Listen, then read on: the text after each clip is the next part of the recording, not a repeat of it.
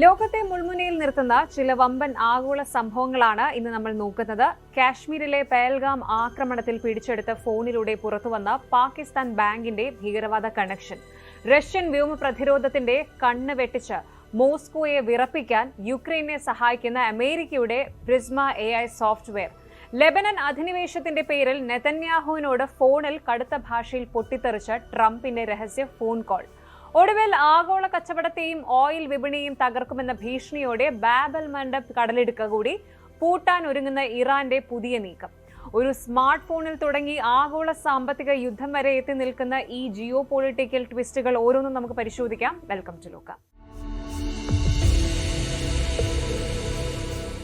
ആഗോള ഭീകരവാദത്തിന്റെ വേരുകൾ എവിടെയൊക്കെയാണ് ചെന്ന് അവസാനിക്കുന്നത് എന്ന് ആലോചിച്ചിട്ടുണ്ടോ? നമ്മളെ ഞെട്ടിക്കുന്ന പല കാര്യങ്ങളുമാണ് ഇപ്പോൾ പുറത്തു വരുന്നത്. ജമ്മു കാശ്മീരിലെ പഹൽഗാമിൽ നടന്ന് ഒരു വർഷം പിന്നിട്ട് 26 നിരപരാധികളുടെ ജീവൻ കവർന്ന ആ ക്രൂരമായ ഭീകരാക്രമണം നമ്മൾ ആരും മറന്നിട്ടില്ല. ഇന്ത്യൻ ആർമി അതിന് ഓപ്പറേഷൻ സിന്ദൂർ, ഓപ്പറേഷൻ മഹാദേവ് എന്നിവയിലൂടെ അതിശക്തമായ മറുപടിയും നൽകി. ഭീകരരെയെല്ലാം വധിച്ചു. എന്നാൽ കഥ അവിടെ തീർന്നില്ല. ഇന്ത്യൻ അന്വേഷണ ഏജൻസിയായ NIA നടത്തിയ ഡിജിറ്റൽ ഫോറൻസിക് ഇൻവെസ്റ്റിഗേഷനിൽ പുറത്തുവരുന്നത് അന്താരാഷ്ട്ര തലത്തിലുള്ള ഒരു വൻ അവിശുദ്ധ കൂട്ടുകെട്ടാണ്.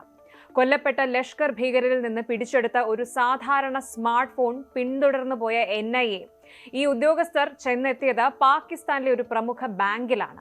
അതും കേവലം ഒരു ലോക്കൽ ബാങ്ക് അല്ല, വർഷങ്ങൾക്ക് മുൻപ് ലോകത്തെ നടുക്കിയ അമേരിക്കയിലെ സെപ്റ്റംബർ 11, അതായത് 9/11 ഭീകരാക്രമണവുമായിട്ട് വരെ പരോക്ഷമായ ബന്ധമുള്ള കറാച്ചിയിലെ ഫൈസൽ ബാങ്ക്. ഒരു മൊബൈൽ ഫോൺ സപ്ലൈ ചെയിൻ വഴി ഇന്റർനാഷണൽ ബാങ്കിങ്ങും ഭീകര സംഘടനകളും തമ്മിൽ എങ്ങനെ കൈകോർക്കുന്നുവെന്ന് നമുക്കൊന്ന് പരിശോധിക്കാം. ദാച്ചിൻഗ്യാം വനമേഖലയിൽ സുരക്ഷാ സേനയുമായുള്ള ഏറ്റുമുട്ടലിൽ കൊല്ലപ്പെട്ട ഫൈസൽ ജാട്ട്, ഹബീബ് താഹിർ, ഹംസ അഫ്ഗാനി എന്നീ ലഷ്കർ ഇ തൊയ്ബ LET ഭീകരരിൽ നിന്നാണ് 2 സ്മാർട്ട് ഫോണുകൾ NIA കണ്ടെടുത്തത്. ചൈനീസ് ബ്രാൻഡായ ഷവോമിയുടെ റെഡ്മി സീരീസിലുള്ള ഫോണുകളായിരുന്നു ഇവ. ഇതിൽ ഓറഞ്ച് കളർ റെഡ്മി 90 എന്ന മോഡലിന്റെ മുൻകാല ചരിത്രം പരിശോധിച്ചപ്പോഴാണ് പാകിസ്ഥാന്റെ ഒഫീഷ്യൽ ഭീകരവാദ സ്പോൺസർഷിപ്പ് വെളിച്ചത്തായത്. ഗ്ലോബൽ ഡിജിറ്റൽ ഫോറൻസിക് പരിശോധനയിലൂടെ ഈ ഫോൺ 2021 ജനുവരി 1 പാകിസ്ഥാനിലേക്ക് ഇമ്പോർട്ട് ചെയ്തതെന്ന് കണ്ടെത്തി. കറാച്ചി ആസ്ഥാനമായി പ്രവർത്തിക്കുന്ന ടെക് സിറാത്ത് എന്ന പ്രൈവറ്റ് കമ്പനിയാണ് ഈ ഫോണുകൾ അടങ്ങിയ വലിയൊരു കൺസൈൻമെന്റ് പാകിസ്ഥാനിൽ എത്തിച്ചത്. സാധാരണ ഒരു അന്താരാഷ്ട്ര വ്യാപാരത്തിൽ ഗുഡ്സ് ഇമ്പോർട്ട് ചെയ്യുമ്പോൾ ഒരു ഫിനാൻഷ്യൽ ഇൻസ്റ്റിറ്റ്യൂഷന്റെ ഗ്യാരണ്ടിയോ അല്ലെങ്കിൽ ലെറ്റർ ഓഫ് ക്രെഡിറ്റോ ഒക്കെ ആവശ്യമാണ്. ഈ ഡീലിൽ ആ ചുമതല വഹിച്ചത് കറാച്ചിയിലെ ഷാറ-ഇ ഫൈസൽ റോഡിലുള്ള ഫൈസൽ ബാങ്ക് ആയിരുന്നു. ട്വിസ്റ്റ് എന്താണെന്ന് വെച്ചാൽ, റെക്കോർഡുകൾ പ്രകാരം ഈ ഫോണുകൾ ഡെലിവറി ചെയ്യേണ്ട വിലാസമായി നൽകിയിരുന്നത് ഫൈസൽ ബാങ്കിന്റെ ഹെഡ് ഓഫീസ് ആയിരുന്നു. ബാങ്ക് ഫിനാൻസ് ചെയ്തുകൊണ്ട് രേഖകളിൽ ബാങ്കിന്റെ പേര് വരുന്നത് സ്വാഭാവികം. എന്നാൽ ഈ കൺസൈൻമെന്റിൽ നിന്നും ഒരു ഫോൺ ആരും അറിയാതെ മാറ്റപ്പെടുകയും അത് പിന്നീട് ഒരൊറ്റ തവണ പോലും ഓൺ ചെയ്യപ്പെടാതെ അതിർത്തി കടന്ന് കാശ്മീരിലെ ഭീകരരുടെ കൈകളിൽ എത്തുകയും ചെയ്തു. പഹൽഗാം ആക്രമണം നടത്തുന്ന സമയം വരെ ഈ ഒരു ഫോൺ അതീവ രഹസ്യമായിട്ട് സൂക്ഷിച്ചിരിക്കുകയായിരുന്നു. അതായത് ഇതൊരു പക്ക പ്രീ പ്ലാൻഡ് ഓപ്പറേഷൻ ആയിരുന്നു. ഫൈസൽ ബാങ്ക് എവിടെയാണ്? ആരാണ് ഈ ബാങ്കിന്റെ ഓണർ? 1994 ഒക്ടോബറിൽ പാകിസ്ഥാനിൽ പ്രവർത്തനം ആരംഭിച്ച ഈ ബാങ്ക് സൗദി അറേബ്യയിലെ മുൻ രാജാവായിരുന്ന ഫൈസലിന്റെ മകൻ മുഹമ്മദ് ബിൻ ഫൈസൽ അൽ സൗദിന്റെ ഉടമസ്ഥതയിലുള്ള ബേരൻ കേന്ദ്രീകൃത ഇസ്ലാമിക് ബാങ്കിന്റെ അഫിലിയേറ്റഡ് സ്ഥാപനമായിട്ടാണ് തുടങ്ങിയത്. ഇന്ന് പാകിസ്ഥാൻ സ്റ്റോക്ക് എക്സ്ചേഞ്ചിൽ ലിസ്റ്റ് ചെയ്യപ്പെട്ടിട്ടുള്ള ഈ ഒരു ബാങ്കിന് 360-ലധികം നഗരങ്ങളിൽ ബ്രാഞ്ചുകളുണ്ട്. എന്നാൽ ഈ ഒരു ബാങ്കിന്റെ ഹിസ്റ്ററി അത്ര വെടിപ്പല്ല. US കോടതികളിൽ സമർപ്പിക്കപ്പെട്ട വിവിധ റിപ്പോർട്ടുകളിൽ അമേരിക്ക ഭീകരവാദ സംഘടനകളായി പ്രഖ്യാപിച്ചിട്ടുള്ള ലഷ്കർ ഇ തൊയ്ബയ്ക്കും അതുപോലെ അൽ ഖ്വയ്ദയുമായി ഒക്കെ അടുത്ത ബന്ധമുള്ള കുവൈറ്റ് കേന്ദ്രീകൃത സന്നദ്ധ സംഘടനയായ ലജ്നത്ത് അൽ ദവയ്ക്കും ഈ ഫൈസൽ ബാങ്കിൽ ഡെപ്പോസിറ്റ് അക്കൗണ്ടുകൾ ഉണ്ടായിരുന്നുവെന്ന് കൃത്യമായി രേഖപ്പെടുത്തിയിട്ടുണ്ട്. പാകിസ്ഥാന്റെ സ്വന്തം ഏജൻസിയായ FIA 2002 നടത്തിയ അന്വേഷണത്തിലും ഇത് കണ്ടെത്തിയിരുന്നുവെങ്കിലും പിന്നീട് പാക് ഭരണകൂടം ഇത് അട്ടിമറിക്കുകയായിരുന്നു. ഈ പഹൽഗാം ആക്രമണവുമായി ബന്ധപ്പെട്ട് NIA സമർപ്പിച്ച കുറ്റപത്രത്തിൽ പാകിസ്ഥാൻ കേന്ദ്രീകരിച്ച് പ്രവർത്തിക്കുന്ന ലഷ്കർ ഹാൻഡലറായ സാജിദ് ജാട്ടിന്റെ പങ്ക് കൃത്യമായി വ്യക്തമാക്കുന്നുണ്ട്. ഡ്രോണുകൾ വഴി ആയുധങ്ങൾ എത്തിക്കൽ, ഭീകരരുടെ റൂട്ട് മാപ്പ് തയ്യാറാക്കൽ, കമ്മ്യൂണിക്കേഷൻ എന്നിവയെല്ലാം നിയന്ത്രിച്ചിരുന്നത് അതിർത്തിക്കപ്പുറത്ത് നിന്നായിരുന്നു. ആക്രമണത്തിന് ശേഷം അതിന്റെ ഉത്തരവാദിത്തം ഏറ്റെടുത്തുകൊണ്ട് സോഷ്യൽ മീഡിയയിൽ മെസ്സേജുകൾ പ്രചരിപ്പിച്ച കാശ്മീർ ഫൈറ്റ് എന്ന ടെലിഗ്രാം ചാനൽ പ്രവർത്തിച്ചിരുന്നത് പാകിസ്ഥാനിലെ ഖൈബർ പഖ്തൂൺഖ്വയിലുള്ള ബട്ടഗ്രാമിൽ നിന്നാണെന്ന് IP അഡ്രസ്സുകൾ പരിശോധിച്ചതിലൂടെ ഇന്ത്യ കണ്ടെത്തിയിട്ടുണ്ട്. മറ്റൊരു ഞെട്ടിക്കുന്ന വിവരം ഇതാണ്: ഈ ഭീകരർ സെല്ലുലാർ നെറ്റ്വർക്കോ ഇന്റർനെറ്റോ ഉപയോഗിക്കാതെ ട്രാക്ക് ചെയ്യാൻ കഴിയാത്ത ലോങ് റേഞ്ച് റേഡിയോ കമ്മ്യൂണിക്കേഷൻ സാങ്കേതിക വിദ്യയാണ് ആശയവിനിമയത്തിന് ഉപയോഗിച്ചിരുന്നത്. അതുകൊണ്ട് ഫോണുകളിൽ നിന്ന് കമ്മ്യൂണിക്കേഷൻ ഡേറ്റ ലഭിച്ചില്ല എങ്കിലും ഫോണിൽ നിന്നും ചില മാപ്പുകളും ഫോട്ടോകളും NIAക്ക് കിട്ടിയിട്ടുണ്ട്. ആക്രമണം നടക്കുന്നതിന് ആഴ്ചകൾക്ക് മുൻപ് തന്നെ ഈ ഭീകരർ പഹൽഗാമിലെ ബൈസരൻ പുൽമേടുകളിൽ തമ്പടിച്ചിരുന്നതായും സുരക്ഷാ സേനയുടെ നീക്കങ്ങൾ നിരീക്ഷിക്കാൻ ഉയർന്ന പ്രദേശങ്ങളിൽ ടെന്റുകൾ സ്ഥാപിച്ചിരുന്നതായും വ്യക്തമാക്കുന്ന ചിത്രങ്ങളാണ് ഫോണിൽ ഉണ്ടായിരുന്നത്. ഈ കേസ് നമ്മളെ ചിന്തിപ്പിക്കേണ്ട വലിയൊരു ചോദ്യം ഉയർത്തുന്നുണ്ട്. ഭീകരവാദം ഇപ്പോൾ കേവലം തോക്കുകളിലും ബോംബുകളിലും മാത്രമല്ല ഒതുങ്ങുന്നത്. അത് അത്യാധുനിക ഗ്ലോബൽ ട്രേഡ് നെറ്റ്വർക്കുകളെയും ബാങ്കിംഗ് സിസ്റ്റത്തെയും തങ്ങൾക്ക് അനുകൂലമായി ഉപയോഗിക്കുന്നുണ്ട്. അന്താരാഷ്ട്ര തലത്തിൽ financial action task force FATF പോലുള്ള സംഘടനകളുടെ നിരീക്ഷണങ്ങൾ നിലനിൽക്കുമ്പോഴും പാകിസ്ഥാനിലെ പ്രമുഖ ധനകാര്യ സ്ഥാപനങ്ങൾ ഭീകരർക്ക് പരോക്ഷമായി ലൈൻ ഒരുക്കി കൊടുക്കുകയാണ് എന്നത് ലോകത്തിന് തന്നെ ഭീഷണിയാണ്. എന്തായാലും പഹൽഗാം കേസിന്റെ ശക്തമായ തെളിവുകളോടെ പാകിസ്ഥാന്റെ ഈ ഭീകരവാദ മുഖം അന്താരാഷ്ട്ര വേദികളിൽ ഒരിക്കൽ കൂടി തുറന്നു കാട്ടാൻ ഇന്ത്യക്ക് സാധിക്കും. ആഗോള ബാങ്കിംഗ് രംഗം ഇത്തരം കള്ളക്കണ്ണികളെ കണ്ടെത്തി പുറന്തള്ളിയില്ല എങ്കിൽ ഒരു രാജ്യത്തെ ബിസിനസ്സും വികസനവും മറ്റൊരു രാജ്യത്തെ നിരപരാധികളുടെ ചോര വീഴ്ത്താൻ ഉപയോഗിക്കപ്പെടുന്നത് തുടർന്നുകൊണ്ടേയിരിക്കും. ആധുനിക ചരിത്രത്തിലെ ഏറ്റവും ദൈർഘ്യമേറിയതും വിനാശകരവുമായ ഒന്നായി മാറിയിരിക്കുകയാണ് റഷ്യ-യുക്രൈൻ യുദ്ധം. ഈ യുദ്ധം 4ാം വർഷത്തിലേക്ക് കടക്കുമ്പോൾ യുദ്ധഭൂമിയിൽ വലിയൊരു മാറ്റം സംഭവിച്ചിരിക്കുകയാണ്. നമ്മൾ വിചാരിക്കുന്നത് തോക്കുകളും മിസൈലുകളും ടാങ്കുകളുമാണ് ഈ യുദ്ധത്തിന്റെ ഗതി നിശ്ചയിക്കുന്നത് എന്നാണ്. എന്നാൽ തെറ്റി. യഥാർത്ഥ യുദ്ധം ഇപ്പോൾ നടക്കുന്നത് കമ്പ്യൂട്ടർ സ്ക്രീനുകളിലും സങ്കീർണമായ ആൽഗറിതംസിലുമാണ്. റഷ്യയുടെ അതിർത്തികൾ ഭേദിച്ച് മോസ്കോ വരെ ചെന്ന് കൃത്യമായി ഡ്രോൺ ആക്രമണങ്ങൾ നടത്താൻ യുക്രൈനെ സഹായിക്കുന്ന ആ അദൃശ്യ ബുദ്ധി ഏതാണ് എന്നറിയാമോ? അമേരിക്കൻ ടെക് ഭീമന്മാരായ പലാന്റിർ വികസിപ്പിച്ചെടുത്ത പ്രിസ്മ എന്ന ആർട്ടിഫിഷ്യൽ ഇന്റലിജൻസ് പ്ലാറ്റ്ഫോമാണിത്. കേവലം റിമോട്ട് കൺട്രോൾ കൊണ്ട് പറക്കുന്ന ഡ്രോണുകളുടെ കാലം കഴിഞ്ഞു. ലക്ഷക്കണക്കിന് ഡാറ്റ പോയിന്റുകൾ വിശകലനം ചെയ്ത് റഷ്യൻ പ്രതിരോധ കോട്ടകളെ തകർക്കുന്ന പ്രിസ്മ AI സോഫ്റ്റ്വെയറിനെ കുറിച്ചാണ് നമ്മൾ ഇന്ന് സംസാരിക്കുന്നത്. യുദ്ധത്തിന്റെ പ്രാരംഭഘട്ടത്തിൽ പ്രതിരോധത്തിലായിരുന്ന യുക്രൈൻ ഇന്ന് റഷ്യയുടെ അതിർത്തികൾ ഭേദിച്ച് മോസ്കോ വരെയുള്ള തന്ത്രപ്രധാനമായ സൈനിക സാമ്പത്തിക കേന്ദ്രങ്ങളെ ലക്ഷ്യമിടുന്നത് ഈ സാങ്കേതിക മുന്നേറ്റത്തിന്റെ ബലത്തിലാണ്. CNN പുറത്തുവിട്ട ഏറ്റവും പുതിയ റിപ്പോർട്ടുകൾ പ്രകാരം യുക്രൈൻ തങ്ങളുടെ ദീർഘദൂര ഡ്രോൺ ആക്രമണങ്ങളുടെ നിയന്ത്രണം പൂർണ്ണമായും ഈ പ്രിസ്മ പ്ലാറ്റ്ഫോമുമായി കണക്ട് ചെയ്തിരിക്കുകയാണ്. ഇതൊരു സാധാരണ ആപ്പോ കമ്പ്യൂട്ടർ പ്രോഗ്രാമോ അല്ല. യുദ്ധഭൂമിയിലെ ലൈവ് വിവരങ്ങൾ ശേഖരിക്കുന്ന ഒരു ഭീകരൻ ഡേറ്റ ഹബ്ബാണിത്.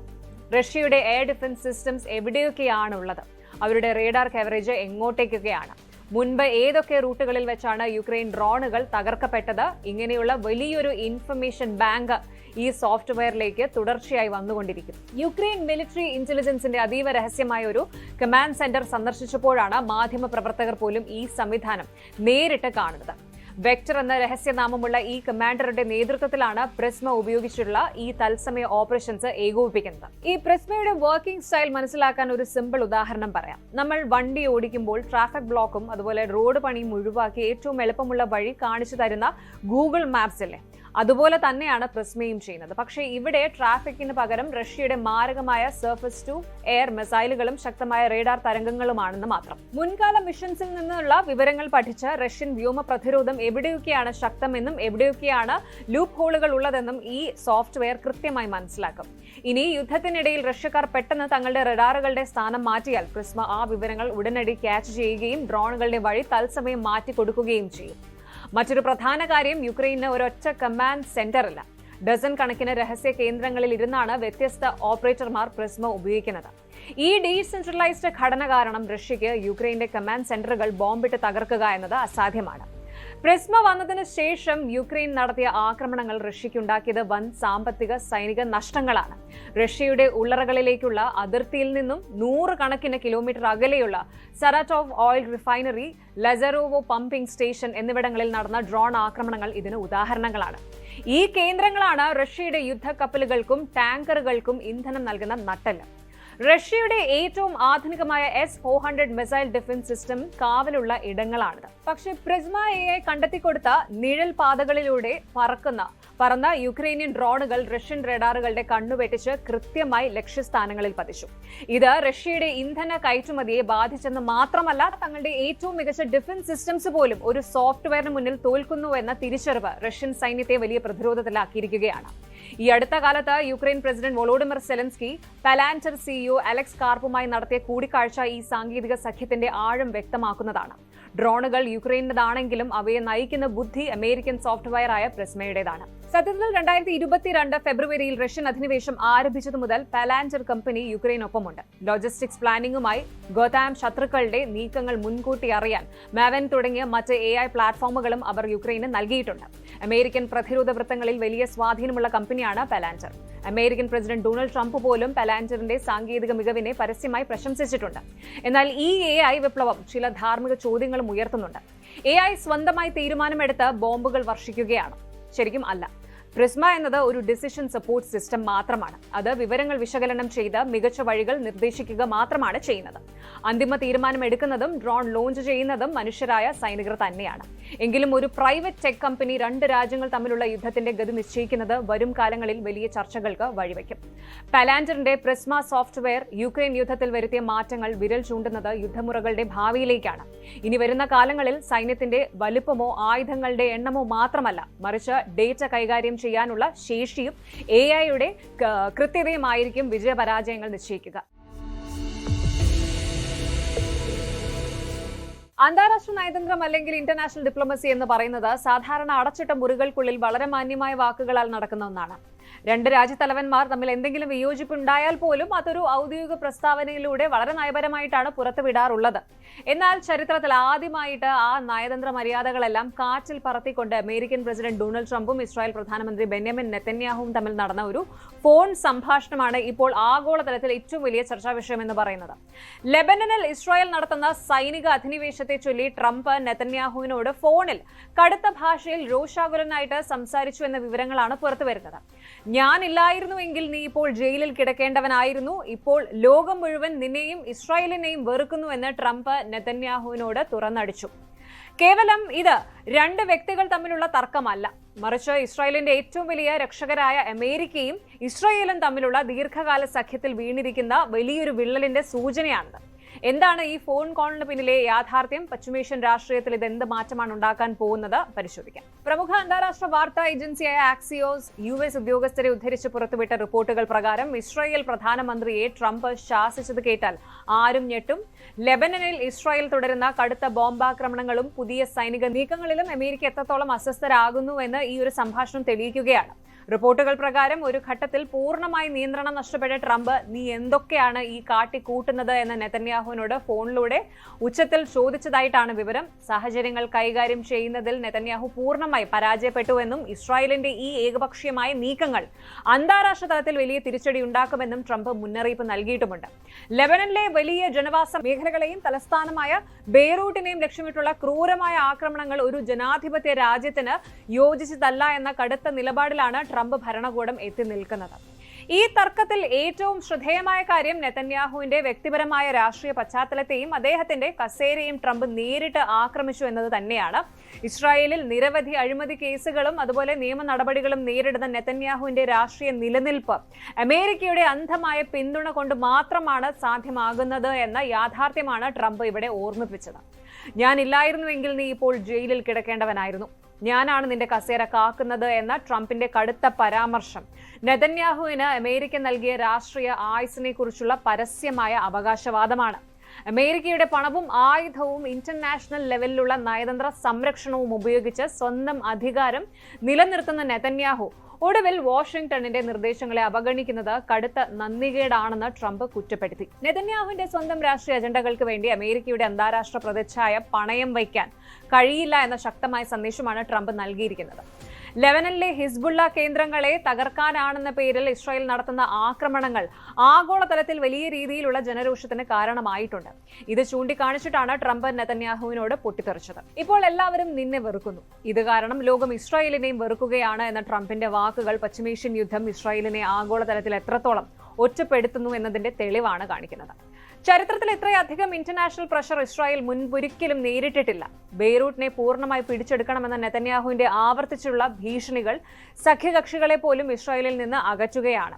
പ്രത്യേകിച്ച് ലെബനനിൽ ഇസ്രായേൽ തകർത്ത ഒരു കെട്ടിടത്തിൽ നിരവധി സാധാരണക്കാർ കൊല്ലപ്പെട്ടത് ട്രംപിനെ വല്ലാതെ ചൊടിപ്പിച്ചു. മാനുഷിക പരിഗണനകൾ ലംഘിച്ചുകൊണ്ട് ഈ സൈനിക നീക്കങ്ങൾ അമേരിക്കൻ ആഭ്യന്തര രാഷ്ട്രീയത്തിലും അതുപോലെ ട്രംപിന് മേൽ കടുത്ത സമ്മർദ്ദം ഉണ്ടാക്കുന്നുണ്ട്. ഇസ്രായേലിനെ ഇങ്ങനെ കണ്ണുമടച്ച് പിന്തുണയ്ക്കുന്നത് വഴി അമേരിക്കയും ലോകത്തിനു മുന്നിൽ പ്രതിക്കൂട്ടിലാകുന്നുവെന്ന കൃത്യമായ തിരിച്ചറിവാണ് ട്രംപിനെ ഇപ്പോൾ ഇങ്ങനെ ഒരു കടുത്ത നിലപാടിലേക്ക് നയിച്ചതെന്ന് പറയണം. ഇസ്രായേലും ലെബനനും തമ്മിലുള്ള സംഘർഷത്തിന് പതിറ്റാണ്ടുകളുടെ പഴക്കമുണ്ട്. കഴിഞ്ഞ ദിവസങ്ങളിൽ ലെബനനിലെ ചരിത്ര പ്രസിദ്ധമായ ബ്യൂഫോർട്ട് കാസിലും കടന്ന് ഇസ്രായേൽ സൈന്യം മുന്നോട്ട് നീങ്ങിയത് അന്താരാഷ്ട്ര സമൂഹത്തെ അക്ഷരാർത്ഥത്തിൽ ഞെട്ടിച്ചിരുന്നു. നൂറ്റാണ്ടുകൾ പഴക്കമുള്ള കുരിശ് യുദ്ധകാലത്തെ ഈ കോട്ട തന്ത്രപരമായ സൈനിക നീക്കങ്ങൾക്ക് എന്നും പേരുകേട്ടതാണ്. 26 വർഷങ്ങൾക്ക് ശേഷമാണ് ഇസ്രായേൽ സൈന്യം ലെബനന്റെ ഇത്രയും ഉള്ളിലേക്ക് കടക്കുന്നത്. മുൻപ് ലിറ്റാനി നദി വരെയുള്ള പ്രദേശങ്ങളായിരുന്നു ഇസ്രായേലിന്റെ നിയന്ത്രണ രേഖയായിട്ട് നിശ്ചയിച്ചിരുന്നതെങ്കിൽ ഇപ്പോൾ ആ അതിർത്തിയും ലംഘിച്ച് മുന്നേറാനാണ് ഇസ്രായേൽ പ്രതിരോധ സേന ശ്രമിക്കുന്നത്. തെക്കൻ ലെബനനിലെ മുഴുവൻ ജനങ്ങളോടും ഒഴിഞ്ഞുപോകാൻ ആവശ്യപ്പെട്ടുകൊണ്ട് ഇസ്രായേൽ നടത്തിയ പ്രഖ്യാപനം ഒരു പൂർണ്ണമായ അധിനിവേശത്തിന്റെ സൂചനയായിരുന്നു. ഹിസ്ബുള്ളയുടെ അധീനതയിലുള്ള എല്ലാ പ്രദേശങ്ങളും പിടിച്ചെടുക്കണമെന്ന നെതന്യാഹുവിന്റെ കടുത്ത വാശി യുദ്ധം കൂടുതൽ വഷളാക്കുകയുള്ളൂവെന്ന് അമേരിക്ക മുൻകൂട്ടി കണ്ടു. ഈ പശ്ചാത്തലത്തിലാണ് കൂടുതൽ നാശനഷ്ടങ്ങൾ ഉണ്ടാകുന്നതിന് മുൻപ് നേരിട്ട് ഇടപെടാൻ ട്രംപ് നിർബന്ധിതനായത്. ഈ കടുത്ത ഫോൺ സംഭാഷണത്തിന് പിന്നാലെ നയതന്ത്ര രംഗത്ത് നിർണായകമായ ചില മാറ്റങ്ങൾ നമ്മൾ കണ്ടു. ലെബനനും ഇസ്രായേലും തമ്മിലുള്ള സംഘർഷം താൻ ഇടപെട്ട് അവസാനിപ്പിച്ചതായിട്ട് ട്രംപ് തന്റെ സോഷ്യൽ മീഡിയ പ്ലാറ്റ്ഫോമായ ട്രൂത്ത് സോഷ്യലിലൂടെ ഔദ്യോഗികമായിട്ട് പ്രഖ്യാപിച്ചു. ലെബനനിലെ ഇസ്രായേലിന്റെ ആക്രമണങ്ങളിൽ പ്രതിഷേധിച്ച് ഇറാൻ അമേരിക്കയുമായുള്ള സമാധാന ചർച്ചകളിൽ നിന്ന് പൂർണ്ണമായി പിന്മാറിയതോടെയാണ് പശ്ചിമേഷ്യ വീണ്ടും കത്താൻ തുടങ്ങിയത്. ഇതിന് പിന്നാലെയാണ് ട്രംപ് വേഗത്തിൽ ഇടപെട്ടത്.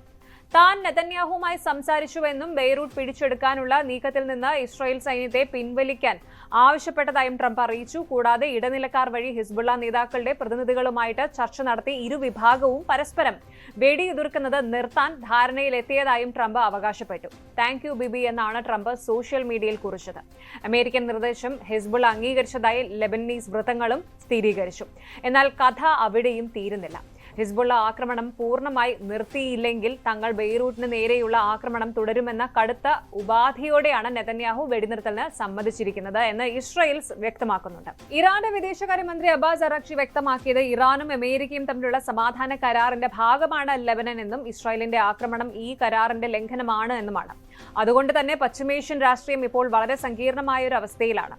ട്രംപിന്റെ കർശനമായ ഈ ഇടപെടൽ താൽക്കാലികമായ ഒരു വലിയ യുദ്ധം ഒഴിവാക്കിയേക്കാമെങ്കിലും ഇസ്രായേലും അമേരിക്കയും തമ്മിലുള്ള ആത്മബന്ധത്തിൽ സംഭവിച്ച ഈ വിള്ളൽ ദൂരവ്യാപകമായ പ്രത്യാഘാതങ്ങൾ ഉണ്ടാക്കും. അതിജീവനത്തിനായി യുദ്ധം നീട്ടിക്കൊണ്ടുപോകാൻ ആഗ്രഹിക്കുന്ന നെതന്യാഹുവും ലോക പോലീസ് എന്ന പദവി നിലനിർത്താൻ ആഗ്രഹിക്കുന്ന ട്രംപും തമ്മിലുള്ള ഈ ഈഗോ പോരാട്ടം വരും ദിവസങ്ങളിൽ അന്താരാഷ്ട്ര രാഷ്ട്രീയത്തിന്റെ ദിശ നിർണ്ണയിക്കും.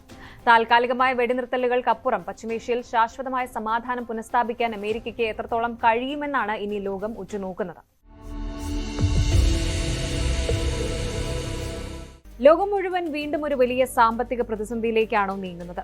പശ്ചിമേഷ്യയിലെ യുദ്ധം അതിന്റെ 4ാം മാസത്തിലേക്ക് കടക്കുമ്പോൾ ആഗോള കച്ചവടത്തിന്റെ നട്ടലൊടിക്കാൻ പോകുന്ന ഒരു ഭീഷണിയുമായിട്ട് രംഗത്തെത്തിയിരിക്കുകയാണ് ഇറാൻ. കഴിഞ്ഞ ഫെബ്രുവരി 28-ന് തുടങ്ങിയ യുദ്ധത്തിന് ശേഷം സ്ട്രെയ്റ്റ് ഓഫ് ഹോർമുസ് വഴിയുള്ള കപ്പൽ ഗതാഗതം തടസ്സപ്പെട്ടിരിക്കുകയായിരുന്നു എന്ന് നമുക്കറിയാം. എന്നാൽ ഇപ്പോൾ പുറത്തുവരുന്ന ഏറ്റവും പുതിയ റിപ്പോർട്ടുകൾ അനുസരിച്ച് ഇറാൻ മറ്റൊരു തന്ത്രപ്രധാനമായ കടൽപാത കൂടി പൂർണ്ണമായിട്ട് ബ്ലോക്ക് ചെയ്യാൻ ഒരുങ്ങുകയാണ്. അതെ, ചെങ്കടലിന്റെ റെഡ് സീയുടെ പ്രവേശന കവാടമായ ബാബൽ മൻഡബ് സ്ട്രീറ്റ് കൂടി തങ്ങളുടെ സഖ്യകക്ഷികളായ യമനിലെ ഹൂതികളെ ഉപയോഗിച്ച് പൂട്ടുമെന്നാണ് ഇറാൻ ഒഫീഷ്യലായിട്ട് പ്രഖ്യാപിച്ചിരിക്കുന്നത്. ഇതോടെ അമേരിക്കയുമായി നടത്തിവന്ന എല്ലാ സമാധാന ചർച്ചകളിൽ നിന്നും ഇറാൻ പിന്മാറിയിട്ടുണ്ട്. വാർത്ത പുറത്തു വന്നതിന് പിന്നാലെ ആഗോള വിപണിയിൽ ക്രൂഡ് ഓയിൽ വില ഒറ്റയടിക്ക് 5 മുതൽ 7% വരെയാണ് ഉയർന്നത്. എന്താണ് ഈ രണ്ട് കടൽപാതകളുടെ പ്രാധാന്യം? ഇറാനിന്റെ ഈ നീക്കം നമ്മുടെ നിത്യജീവിതത്തെയും പെട്രോൾ വിലയെയും എങ്ങനെയാണ് ബാധിക്കുന്നത് പരിശോധിക്കാം. കഴിഞ്ഞ കുറച്ച് ദിവസങ്ങളായിട്ട് അമേരിക്കയും ഇറാനും തമ്മിൽ പരോക്ഷമായി സമാധാന ചർച്ചകൾ നടക്കുന്നുണ്ടായിരുന്നു. ഹോർമുസ് കടലിടുക്ക് വീണ്ടും തുറക്കുന്നതിനായിട്ട് ഡൊണാൾഡ് ട്രംപ് ഒരു പ്രത്യേക MOU കൊണ്ടുവരാൻ ശ്രമിക്കുന്നതിനിടയിലാണ് കാര്യങ്ങൾ മാറിമറിഞ്ഞത്. ഈ കഴിഞ്ഞ ആഴ്ചയുടെ അവസാനം ഇസ്രായേൽ ലെബനനിലെ ബെയ്റൂട്ടിൽ വീണ്ടും കടുത്ത ആക്രമണം നടത്തി. ഇതാണ് ഇറാനെ ചൊടിപ്പിച്ചത്. ഇറാൻ വിദേശകാര്യമന്ത്രി അബ്ബാസ് അറാഖ്ചി വ്യക്തമാക്കിയത് അമേരിക്കയും ഇറാനും തമ്മിലുള്ള വെടിനിർത്തൽ ചർച്ചകൾ എല്ലാ ഫ്രണ്ടുകൾക്കും ബാധകമാണ് എന്നാണ്. അതായത് ലെബനനിലോ ഗാസയിലോ ആക്രമണം നടത്തിയാൽ ചർച്ച മുന്നോട്ട് പോകില്ല. ഇസ്രായേൽ ലെബനൻ വിടാതെ ഇനി അമേരിക്കയുമായിട്ടുള്ള ഒരു ഒത്തുതീർപ്പിനും ഇല്ലെന്ന് ഇറാൻ ഔദ്യോഗിക വാർത്താ ഏജൻസിയായ തസ്നം വഴി വ്യക്തമാക്കി. എന്നാൽ ഇതിനോട് അമേരിക്കൻ പ്രസിഡന്റ് ഡൊണാൾഡ് ട്രംപ് പ്രതികരിച്ചത് വളരെ വിചിത്രമായിട്ടാണ്. ചർച്ചകൾ പൊളിഞ്ഞാൽ തനിക്ക് യാതൊരു പ്രശ്നവുമില്ല എന്നാണ് ട്രംപ് മാധ്യമങ്ങളോട് പറഞ്ഞത്. ഈ കടുംപിടുത്തമാണ് ഇപ്പോൾ ലോകത്തെ വലിയൊരു യുദ്ധഭീതിയിലേക്ക് തള്ളിവിട്ടിരിക്കുന്നത്. ഇറാന്റെ ഭീഷണി മനസ്സിലാക്കണമെങ്കിൽ ഈ രണ്ട് കടൽപാതകൾ എവിടെയാണെന്ന് നമ്മൾ അറിയണം. പെർഷ്യൻ ഗൾഫിനെയും ഒമാൻ ഉൾക്കടലിനെയും ബന്ധിപ്പിക്കുന്നതാണ് സ്ട്രെയിറ്റ് ഓഫ് ഹോർമുസ്. ലോകത്ത് ഉപയോഗിക്കുന്ന ക്രൂഡ് ഓയിലിന്റെ 1/5 കടന്നു പോകുന്നത് ഇതിലൂടെയാണ്. ഇത് ഇതിനകം തന്നെ പ്രതിസന്ധിയിലാണ്. കൂടാതെ അമേരിക്ക ഇറാനെതിരെ ഒരു നേവൽ ബ്ലോക്കേഡ്, നാവിക ഉപരോധം കൂടി ഏർപ്പെടുത്തിയിട്ടുണ്ട്. ഇതിനിടയിലേക്കാണ് ഇറാൻ തങ്ങളുടെ പ്ലാൻ ബി പുറത്തെടുക്കുന്നത്. യമന്റെ തീരത്തുള്ള ചെങ്കടലിന്റെ ഗൾഫ് ഓഫ് ഏഡനുമായി ബന്ധിപ്പിക്കുന്ന ചെറിയൊരു കടൽപാതയാണ് ബാബൽ മണ്ടബ് സ്ട്രീറ്റ് എന്ന് പറയുന്നത്. വെറും 29 കിലോമീറ്റർ മാത്രമാണ് ഇതിന്റെ വീതി. ഏഷ്യയെയും യൂറോപ്പിനെയും ബന്ധിപ്പിക്കുന്ന വിഖ്യാതമായ സ്യൂവസ് കനാലിലേക്ക് കപ്പലുകൾക്ക് പോകണമെങ്കിൽ ഈ ബാബൽ മന്ദബ് വഴി കടന്നുപോയേ തീരൂ. ഇറാൻ തങ്ങളുടെ സഖ്യകക്ഷികളായ യമനിലെ ഹൂതികൾ, ലബനിലെ ഹിസ്ബുള്ള, ഇറാഖിലെ പോരാളികൾ എന്നിവരടങ്ങുന്ന റെസിസ്റ്റൻസ് ഫ്രണ്ടിനെ ഉപയോഗിച്ച് ഈ വഴി കൂടി പൂർണ്ണമായിട്ട് അടയ്ക്കാനാണ് പ്ലാൻ ചെയ്യുന്നത്. ഇതാണ് ഏറ്റവും പേടിക്കേണ്ട കാര്യം. ഈ രണ്ട് വഴികളും ഒരേ സമയം അടയ്ക്കപ്പെട്ടാൽ ലോകത്തെ കപ്പൽ ഗതാഗതവും ഇന്ധന വിതരണവും പൂർണ്ണമായിട്ടും സ്തംഭിക്കും. പ്രതിദിനം 4 മുതൽ 6 മില്യൺ ബാരൽ ഓയിലാണ് ബാബൽ മന്ദബ് വഴി മാത്രം കടന്നു പോകുന്നത്. നിലവിൽ ഈ വാർത്ത വന്നതോടെ രാജ്യാന്തര വിപണിയിൽ ബ്രെന്റ് ക്രൂഡ് ഓയിൽ വില ബാരലിന് $95 മുകളിലേക്ക് കുതിച്ചുയർന്നു. സാമ്പത്തിക വിദഗ്ധർ മുന്നറിയിപ്പ് നൽകുന്നത് ഈ ഭീഷണി യാഥാർത്ഥ്യമായാൽ ഓയിൽ വില മുൻപ് രേഖപ്പെടുത്തിയ റെക്കോർഡ് വിലയായ $138 കടന്ന് മുന്നോട്ട് പോകുമെന്നാണ്. കപ്പലുകൾക്ക് ആഫ്രിക്ക ചുറ്റി വരേണ്ടി വരുന്നതോടെ സാധാരണ സാധനങ്ങളുടെ സപ്ലൈ ചെയിൻ തകിടം മറിയും. കപ്പൽ കൂലി വർദ്ധിക്കും. ഇത് ലോകമെമ്പാടും കടുത്ത വിലക്കയറ്റത്തിനും ഇൻഫ്ലേഷനും കാരണമാകും. ഇന്ത്യയെ സംബന്ധിച്ചിടത്തോളം ഇത് വളരെ നിർണായകമായ സമയമാണ്. നമ്മുടെ ആവശ്യത്തിനുള്ള എണ്ണയുടെ വലിയൊരു പങ്കും വരുന്നത് പശ്ചിമേഷ്യയിൽ നിന്നാണ്. ഓയിൽ വില $95 മുകളിൽ തുടരുന്നത് ഇന്ത്യൻ രൂപയുടെ മൂല്യത്തെയും രാജ്യത്തെ വിലക്കയറ്റത്തെയും ദോഷകരമായിട്ട് ബാധിക്കും. അടുത്ത ഒരാഴ്ചയ്ക്കുള്ളിൽ ഹോർമുസ് കടലിടുക്ക് തുറക്കുന്ന കാര്യത്തിൽ ട്രംപ് ഒരു തീരുമാനം ഉണ്ടാക്കിയില്ല എങ്കിൽ കാര്യങ്ങൾ കൈവിട്ടു പോകും. ഒരു വശത്ത് സ്വന്തം കസേര കാക്കാൻ യുദ്ധം തുടരുന്ന ഇസ്രായേലും, മറുവശത്ത് വിട്ടുകൊടുക്കാൻ തയ്യാറാകാത്ത ഇറാനും. നയതന്ത്ര ചർച്ചകളിൽ നിന്ന് പിന്മാറുന്ന ട്രംപും പശ്ചിമേഷ്യയെ ഒരു വലിയ ലോക മഹായുദ്ധത്തിന്റെ വക്കിലേക്കാണ് എത്തിച്ചിരിക്കുന്നത്. ഈ പ്രതിസന്ധി എങ്ങനെ പരിഹരിക്കപ്പെടുമെന്ന് നമുക്ക് കാത്തിരുന്ന് കാണാം. ഭീകരവാദത്തിന്റെ സാമ്പത്തിക ശൃംഖലകളും യുദ്ധകളത്തിലെ AI സാങ്കേതിക വിദ്യയും ആഗോള കച്ചവടത്തെ ബാധിക്കുന്ന ഉപരോധങ്ങളും വലിയ ആശങ്കകൾ ഉണ്ടാക്കുന്നുണ്ട് എന്നത് ശരിയാണ്. എങ്കിലും ഇത്തരം കൃത്രിമങ്ങൾ കൃത്യമായ തെളിവുകളോടെ ലോകത്തിന് മുന്നിൽ തുറന്നു കാട്ടപ്പെടുന്നതും സമാധാനത്തിനായിട്ട് അന്താരാഷ്ട്ര തലത്തിൽ സമ്മർദ്ദങ്ങൾ ശക്തമാക്കുന്നതും ശുഭസൂചനയാണ്. എത്ര വലിയ പ്രതിസന്ധികൾ ഉണ്ടായാലും ലോകം ഒടുവിൽ ശാശ്വതമായ സമാധാനത്തിന്റെ പാതയിലേക്ക് തന്നെ തിരിച്ചുവരുമെന്ന് നമുക്ക് പ്രത്യാശിക്കാം. Good night.